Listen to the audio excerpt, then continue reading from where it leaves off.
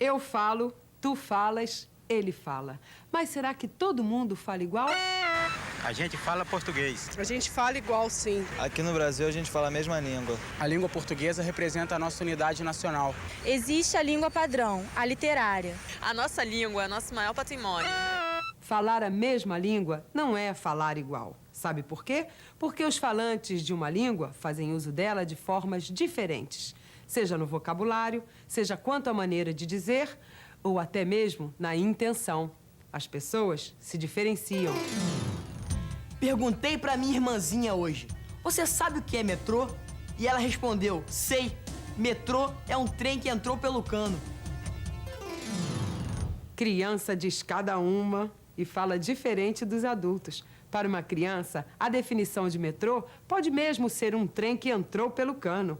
É que as crianças seguem sua lógica própria e têm uma maneira nada comum de compreender e expressar o mundo. Mas será que são só elas?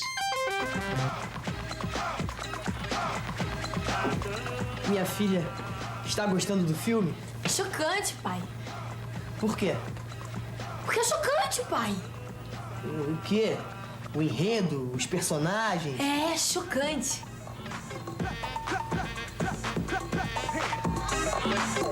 Algumas pessoas utilizam um vocabulário reduzido. Isso as diferencia também. Ampliando o vocabulário, se tem mais possibilidades de expressão. E são tantas. Os escritores costumam explorar as múltiplas possibilidades de expressão da língua. Querem ver? As mãos do mar vêm e vão. As mãos do mar pela areia onde os peixes estão. As mãos do mar vêm e vão, em vão.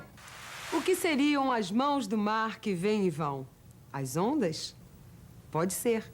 Cecília Meirelles descreveu as ondas do mar poeticamente. Usou uma forma diferente e própria para se exprimir e, assim, construiu o seu texto. Mas o que é um texto? Texto é quando a gente escreve.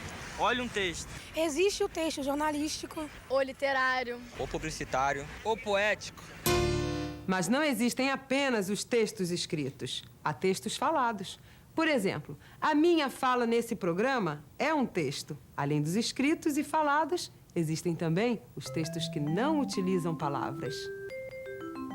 Quer dizer que uma música pode ser um texto? Ou um desenho. A pintura também é um texto. Então existem vários tipos de textos. Claro, um texto verbal, isto é, um texto que utiliza as palavras, pode ser falado e escrito. Um texto não verbal pode usar desenhos, sinais, símbolos, gestos, cores. Nós criamos textos para nos comunicar, para falar de nossas emoções, de nossas ideias, de nossos pensamentos, nossas críticas. Acompanhem como exemplo o texto poético de Ferreira Goulart. O preço do feijão não cabe no poema. O preço do arroz não cabe no poema. Não cabem no poema o gás, a luz, o telefone. A sonegação do leite, da carne, do açúcar, do pão. Por que, senhores? O poema está fechado. Não há vagas. Só cabe no poema o homem sem estômago, a mulher de nuvens, a fruta sem preço. O poema, senhores, não fede nem cheira. Em seu texto, Ferreira Goulart parece estar criticando um tipo de poesia centrada em temas abstratos, superficiais. Por outro lado, parece fazer também uma denúncia social. Ele fala de maneira figurada. Quando diz que o preço do arroz e do feijão não cabe no poema, pode estar denunciando o distanciamento que muitas vezes a poesia toma da realidade. Eu acho que o preço do arroz e do feijão cabe no poema. Eu acho que a poesia não deve falar de coisas tristes. Nós já vivemos a tristeza dia a dia.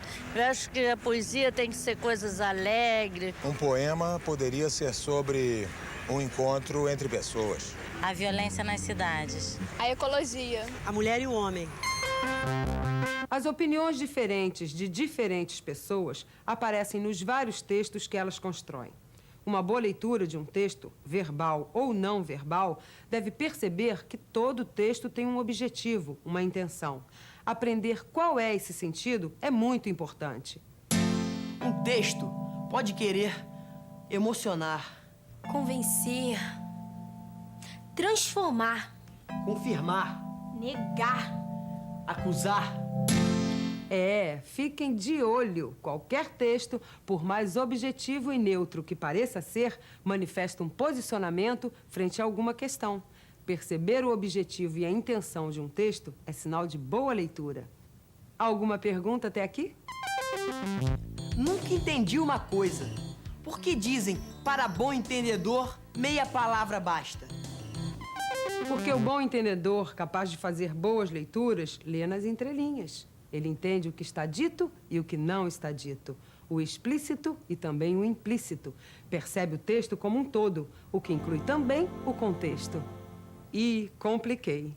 Já que o assunto é compreensão do que se quer dizer, está na hora de entrarmos fundo no contexto. Aguardem o próximo bloco. Lá, o contexto é outro.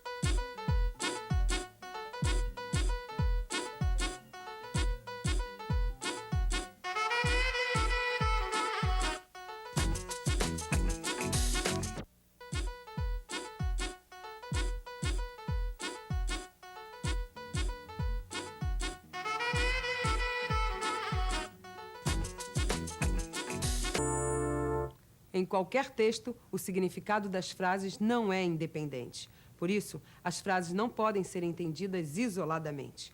Uma frase pode ter significados diferentes de acordo com o contexto em que se insere. Por exemplo, a frase "é fogo" tem significados diferentes de acordo com o contexto. É fogo. É fogo! No primeiro contexto, o da menina resolvendo problemas matemáticos, "é fogo" significa é difícil, complicado. No segundo contexto, ao ver um prédio em chamas, o menino grita "é fogo", significando é um incêndio. Dentro de contextos diversos, a mesma frase ganha sentidos bem diferentes. Por isso, é tão importante levarmos em consideração o contexto. Por que é importante o contexto? Para entender bem o contexto, tem que olhar o contexto. Para que viestes na minha janela meter o nariz? Se foi por um verso, não sou mais poeta. Ando tão feliz. Se para uma prosa, não sou Anchieta, nem venho de Assis. Deixa-te de histórias. Some-te daqui. Vinícius de Moraes, em seu texto poético, faz duas referências, a Anchieta e a Assis. Compreendemos o poema melhor se soubermos o que ele talvez tenha querido dizer com elas. José de Anchieta está em nossa tradição como o padre que escrevia poemas na areia da praia e que dizem até os peixes punham a cabeça fora d'água para vê-lo escrever. Assis é a cidade em que nasceu São Francisco, padroeiro dos animais. Se conhecemos os significados dessas referências, os versos "não sou Anchieta, nem venho de Assis" se ampliam e possibilitam uma interpretação mais profunda. Vinícius de Moraes talvez quisesse reforçar a ideia de que não estava a fim de conversar com o passarinho. As palavras Anchieta e Assis, consideradas dentro do contexto, ampliam o significado do poema. Para melhor entender as várias referências que os autores fazem, as associações entre o texto e o seu contexto, é preciso ler muito. É por isso que dizem mais leitura, melhor leitura. Já entendi. Quanto mais se lê, mais se sabe das coisas, mais clara fica a leitura. A leitura é um caso típico de quanto mais, melhor.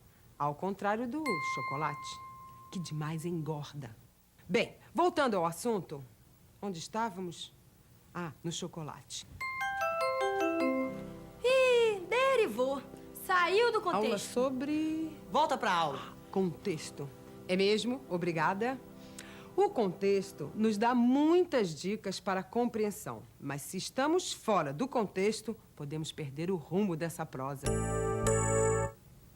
Já que estamos falando de entender um texto através de seu contexto, vamos falar agora do intertexto, um texto dentro do outro. Tô chateada. Seu pai falou que eu não era uma boa garota. Não complica. O que o pai disse foi: não é nada boba essa menina. Foi elogio. No diálogo dos meninos, um texto se intrometeu. O texto do pai da menina. Ambos citaram o que o pai disse. É um intertexto.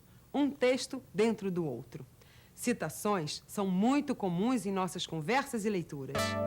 Do que a terra mais garrida, teus risonhos lindos campos têm mais flores, nossos bosques têm mais vida, nossa vida no teu seio mais amores. Hino nacional brasileiro. Nosso céu tem mais estrelas, nossas várzeas têm mais flores, nossos bosques têm mais vida, nossa vida mais amores. Gonçalves Dias, Canção do Exílio. Minha terra tem palmeiras onde canta o sabiá. Gonçalves Dias, Canção do Exílio. Minha terra tem macieiras da Califórnia, onde cantam gaturanos de Veneza. Murilo Mendes, Canção do Exílio. Todos gostamos de fazer citações. É um recurso interessante a ser usado. Mas cuidado, quando fazemos isso, é preciso dar crédito de autoria a quem criou a citação, principalmente ao escrevermos. Caso contrário, estaremos fazendo um plágio. Alguma pergunta até aqui? Textos poéticos também podem fazer citações? Podem. E como fazem? Com muita frequência, um texto retoma passagens de outros, promovendo um verdadeiro diálogo entre textos. Vocês conhecem a música folclórica Peixe Vivo? Como pode peixe vivo viver fora d'água fria? Como poderei viver? Como poderei viver? Sem a tua companhia. Muito bem. Agora vejam os versos de Vinícius de Moraes e de Manuel Bandeira. A minha alma chorou tanto que de pranto está vazia, desde que fiquei sozinho, sem a tua companhia. Vi uma estrela tão alta, vi uma estrela tão fria. Estrela, por que me deixas sem a tua companhia? O verso Sem a Tua Companhia nos leva à canção popular do Peixe Vivo. Os poetas Vinícius de Moraes e Manuel Bandeira, em seus textos, fizeram uma citação da canção.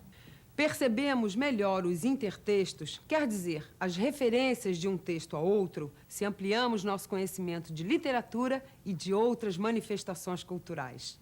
Agora é com vocês. Que tal me darem um exemplo de intertexto?